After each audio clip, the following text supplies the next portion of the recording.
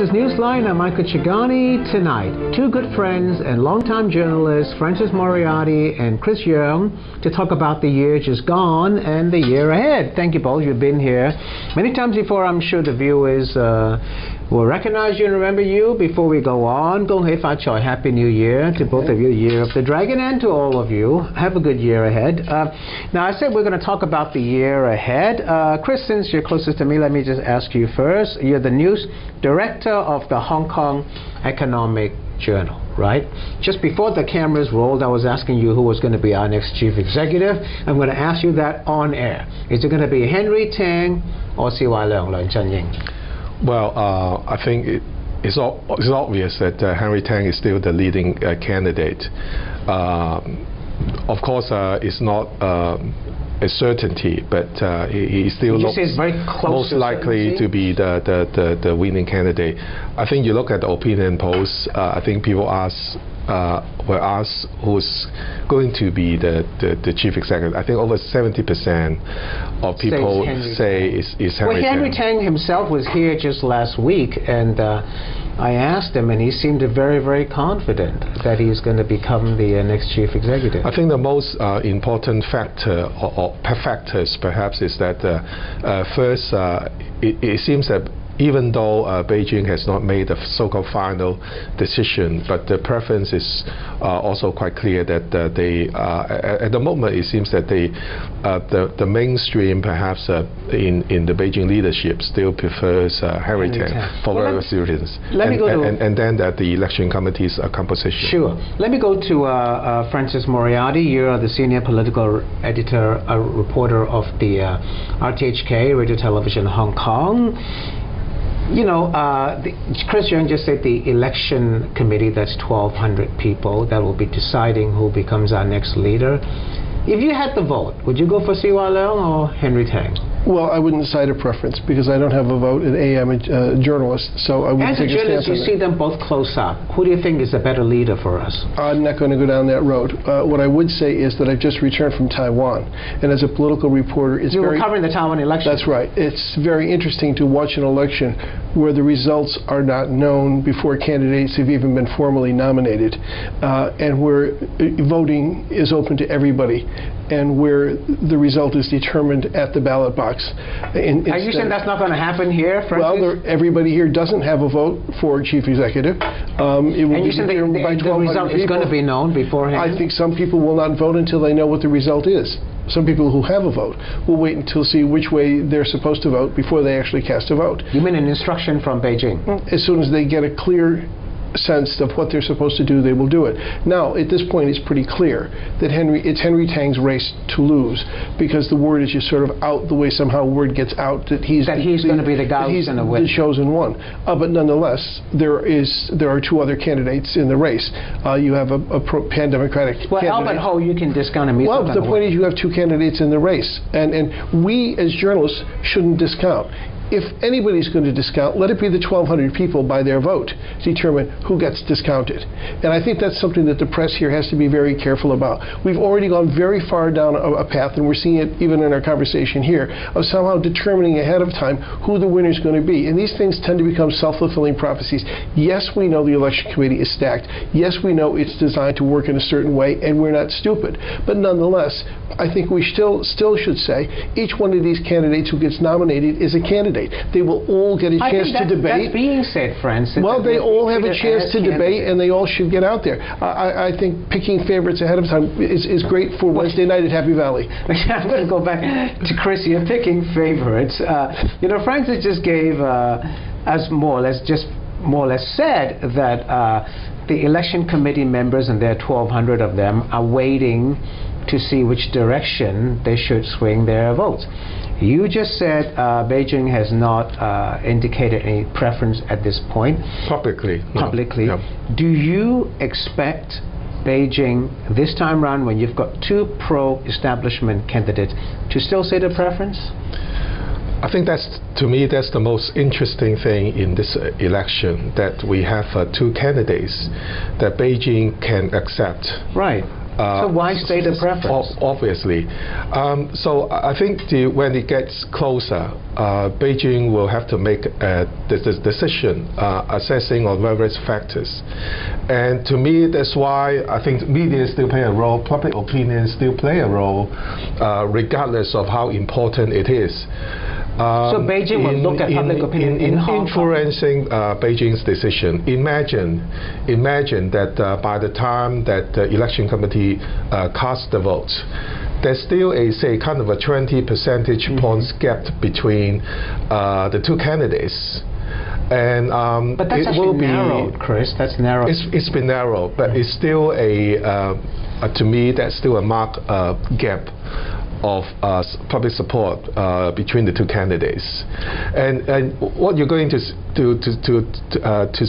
is that if the winning candidates lost in the public opinion battle by a big margin, he won't have a mandate to govern. It's not just a mandate, a huge embarrassment, and a practical difficulty in his governance. You know, Francis, Chris talked about public opinion, which is pretty hard to assess if you have a government that goes out trashing people whose job it is to collect public opinion, exactly. As we saw in the case of Robert Chung, which they did with Robert for the second time. Right. Robert Chung got hit the first time around, which people tend to have forgotten, in the C.H. Tung administration, and that became a major issue of academic freedom, and they went after Chinese U and Robert Chung. So this is Robert Chung's second time under the spotlight. So if you want to say, as Beijing seems to be saying, public opinion is going to count in this exercise. And I think the main reason it counts is not because they really care about public opinion, but because they don't want to elect somebody who's going to repeat the Tung Chee-hwa experience. Well, let's so don't trash the people who are getting you the data exactly. that you're going to need to make the decision. I just want to remind the viewers that Robert Chung is the Hong Kong University person who does all these public opinion polls, and the one that he did was a very controversial one, saying that Hong Kongers identify themselves more as Hong Kongers than Chinese. Academics have been tracking this since at least the early 1980s. The Transition Project has done this since, I think, 1982. There is nothing new to this kind of survey whatsoever. But this time, so the timing becomes interesting. Right. Well, why now? That I don't know. But public opinion, I'm going to go back to public opinion. Rate Donald Tsang for me. He's got 5 more months in office. Public opinion, he does not have very high ratings now in his last 5 months. Why? Has he failed? Well, first of all, it's a rare politician who, after serving a long period of time in office, still has high popularity polls when he or she goes out the door. People just tend to slide off. Secondly, he's very much a lame duck now. There's not much that Donald Tsang can do in his remaining time in his office. He can do something. His office says he's going to achieve all the things he promised to achieve. Well, he will promise all the things he knows. In 5 months. He does what everybody learned how to do under the Chris Patton days, when you were supposed to give your performance pledges. You look at all the things you're planning to do. You do all the things. You assess, is that really achievable? And then you make it a promise. And then, of course, you fulfill your promise.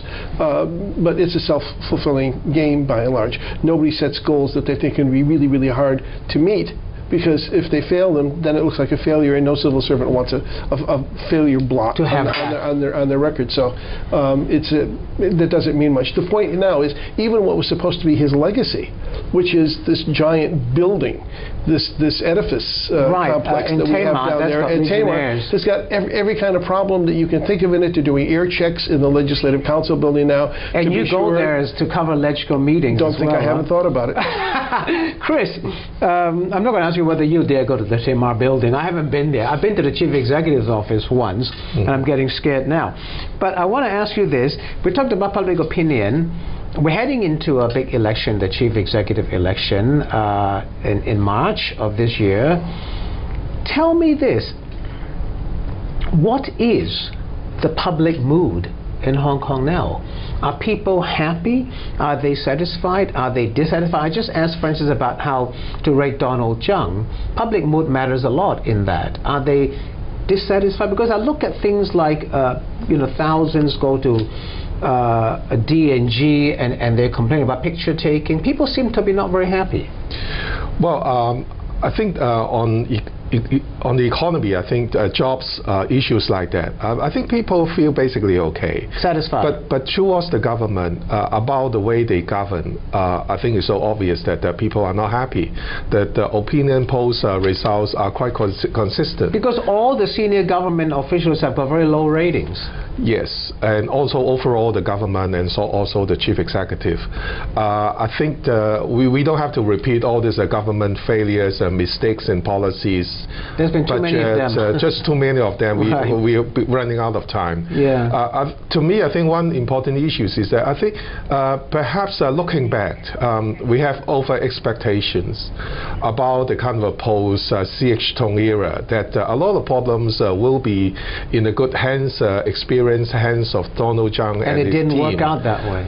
But for various reasons, the leadership problem and also structural problems. Will Donald Tsang go out even worse than Tung Chee-hwa? Of course not.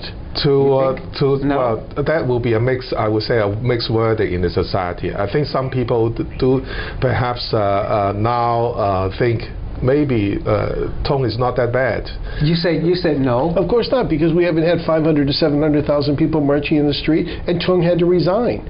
Donald will but that was during an Asian financial crisis and SARS. He will fill out his term. And that already is no, I didn't mean filling out his terms. What I meant was he will fill out his term, but when he leaves, will people remember him in the bad light that they remember Tung Chee-hwa? That's what I meant. No, I think Tung Chee-hwa has set the bar for all future chief executives for unpopularity. If you fall below C.H. Tung, then and that you don't think that's going to happen to Donald is already quite close to that. This is what I was But it's not the level of animosity. There's not the same passion. They may not. There aren't the same issues. It may not be fair to make comparison because, as Francis has said, SARS exactly, and the Asian you don't have a similar you don't have a similar crisis during Donald Tsang's era. I think. Well, who knows in the next 5 months? Well, but anyway, hopefully nothing will happen. 03 and say 2012 quite different. Well, we'll go to a break and then we'll come back. See you soon. Don't go away.